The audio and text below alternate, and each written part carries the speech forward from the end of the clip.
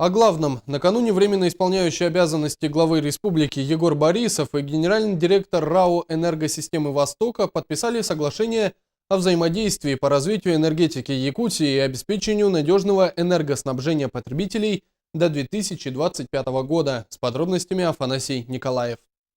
Соглашение дает вектор развития всей энергетической отрасли республики. На данный момент вся центральная Якутия и столица питается от якутской ГРЭС мощностью в 320 мегаватт.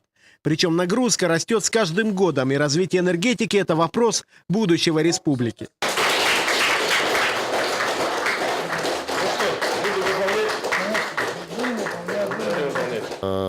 Мы считаем, что реализация этого соглашения она приведет к своим результатам, то бишь и к развитию самих энергетических мощностей, а самое главное, как следствие, к обеспечению предпосылок для создания и развития новых производств. И одним из главных энергетических проектов является ГРЭС-2. Строительство объекта уже идет полным ходом. Практически подготовлены площадки под главный корпус. Под основание будущего электротехнического цеха забито почти 1000 свай. Электрическая мощность будущей теплоэлектростанции составит почти 200 мегаватт. Тепловая – около 500 гигакалорий в час. Питаться станция будет газом из средневилюйского месторождения. Сердце ГРЭС-2 – 7 газотурбинных установок компании General Electric. Их сборка уже идет. Как подчеркивает РАО ЭС «Восток», санкции не помешают строительству.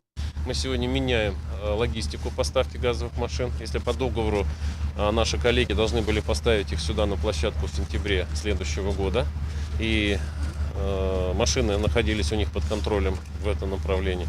Мы сейчас договор меняем таким образом, что в марте мы эти машины забираем в Хьюстоне, везем сами, и потом уже не морем, а железной дорогой через Владивосток доставляем сюда в Якутию. Таким образом мы значительно снижаем риски. В первую очередь якутской ГРЭС-2 – это один из 4 проектов инвестиционной программы «Русгидро» по строительству новых энергообъектов на Дальнем Востоке. Кроме энергостанции в Якутии, компания построит Сахалинскую ГРЭС-2, ТЭЦ в городе Советская Гавань и вторую очередь Благовещенской ТЭЦ. На все это предусмотрено 50 миллиардов рублей из федерального бюджета.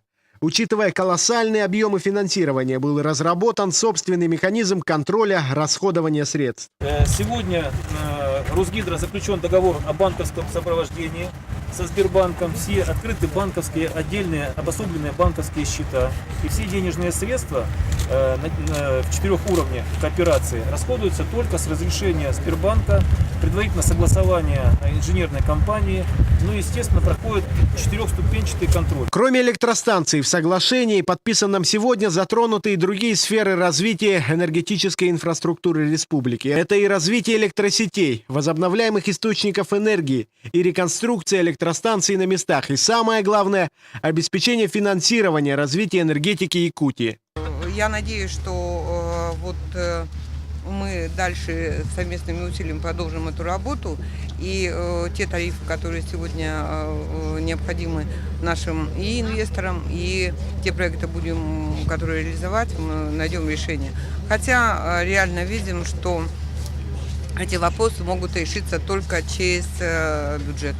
Но какой это будет бюджет, это уже вопрос обсуждения. Строительство якутской ГРЭС-2 должно завершиться в конце 2015 года. А уже с 2016-го теплоэлектростанция должна войти в эксплуатацию. Годовая выработка нового объекта энергетики составит 1,5 миллиарда киловатт-час. Афанасий Николаев, Юлия Михайлова, Иван Семенов. Новости столицы.